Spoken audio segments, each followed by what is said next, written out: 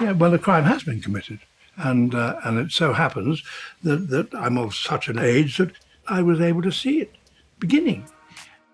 For more than 6 decades now, David Attenborough has been the voice of natural history programs around the world. His contribution towards broadcasting and wildlife filmmaking is unparalleled. His penchant for taking on new projects and turning them into universally acclaimed broadcasts is what makes him a legend in his field. Even his most vehement critics cite his programs as the epitome of public service broadcasting. He is the best-known broadcaster to have treated this subject with a great deal of sincerity. He researched the latest discoveries, gained the trust of the scientific community, introduced innovative shots, focused on events, and consciously restricted his on-screen presence. I enjoy saying doom, doom, doom. On the contrary, I'd much rather enjoy it. I'd say thrill, excitement, pleasure, joy, joy, joy, joy. Hello, everyone. Welcome back to Net Worth Now, where you get to see the lifestyle and net worth of your favorite celebrities. We hope you enjoy these videos, and if you do, please remember to hit the like button and comment below who your favorite celebrity is so we can feature them in an upcoming video. His full name is David Frederick Attenborough, also known as Dave. He was born on May 8, 1926, in Isleworth, United Kingdom, making him 95 years old at the time of this production. He stands at 5 feet 10 inches or 178 centimeters tall. By January 2013, Attenborough had collected 32 honorary degrees, more than anyone else.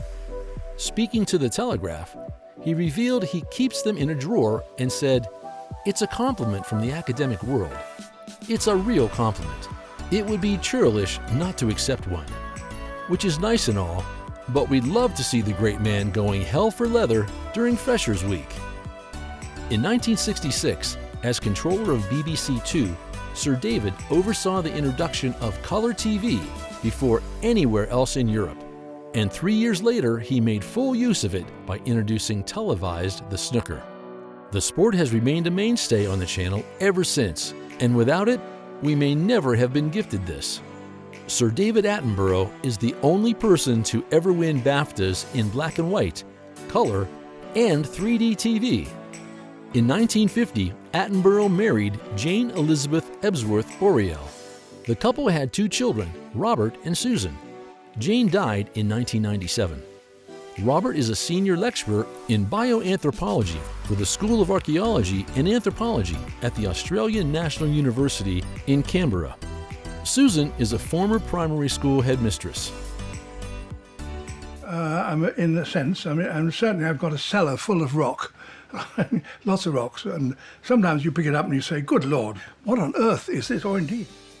Attenborough was born on May 8, 1926, in Isleworth, Middlesex, and grew up in College House, on the campus of the University College, Leicester, where his father Frederick was a principal. He is the middle of 3 sons. His elder brother Richard became an actor and director, and his younger brother John was an executive at Italian car manufacturer Alfa Romeo. During the Second World War, through a British volunteer network known as the Refuge Children's Movement, his parents also fostered 2 Jewish refugee girls from Germany. Attenborough spent his childhood collecting fossils, stones, and natural specimens. He received encouragement when a young Jaquetta Hawks admired his collection. He spent much time in the grounds of the university.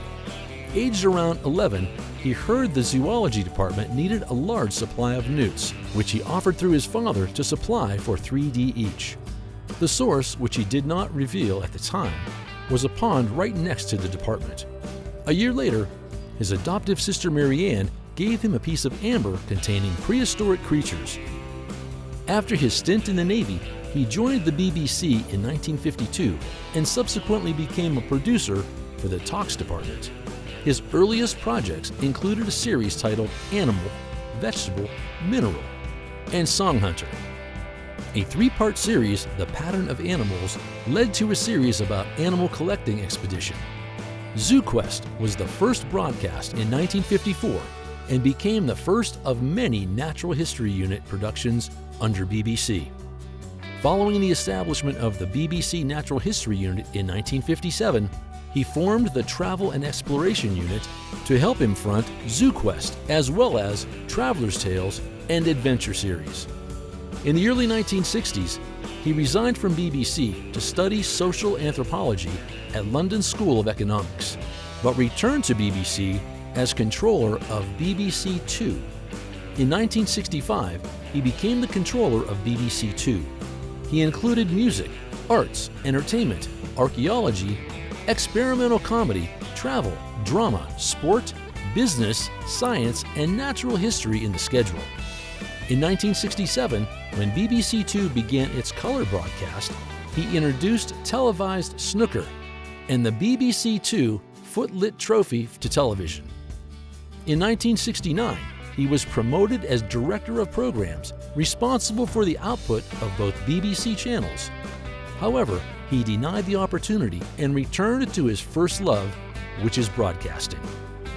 In 1975, he presented The Tribal Eye, The Explorers, and Fabulous Animals.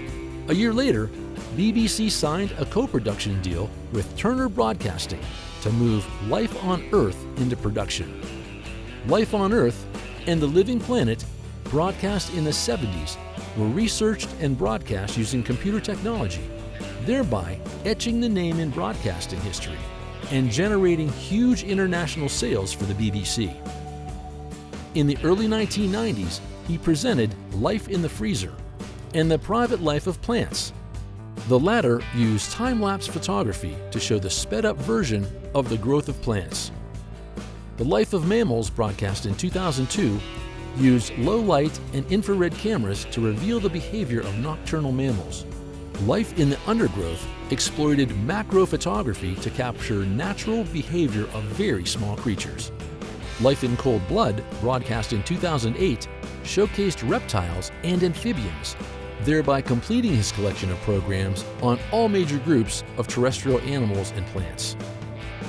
He has worked on 3D documentaries for Sky 3D, a two-part series of the origins on vertebrates.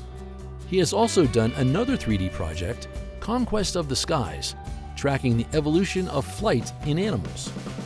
He has been part of BBC Radio 4's Tweet of the Day as a presenter since 2014.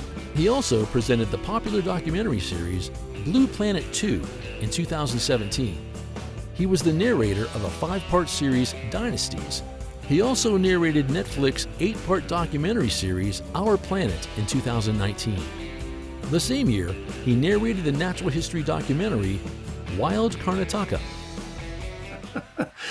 Well, I mean, it's the job of a narrator for natural history films is a bit of a doddle. I mean, A bit of a doddle? A bit of a piece of cake. As of 2021, he still makes around $1.2 million a year from the royalties and shows that he has done over 6 decades.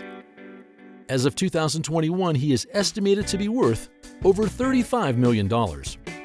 Sir David owns a house in Richmond, London, where he currently lives. During an interview with The Telegraph, David called his home his favorite place on the planet. It's decorated with lilac carpets and white walls, and furniture includes a set of brown leather sofas, a white bookcase, a dark oak wooden dresser, and various vases and ornaments. David has also displayed 2 photos of, naturally, wildlife on the walls.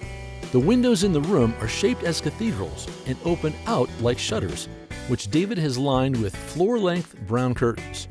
The exterior of the building, meanwhile, is painted a vibrant lilac, with white window frames and a gray-tiled roof.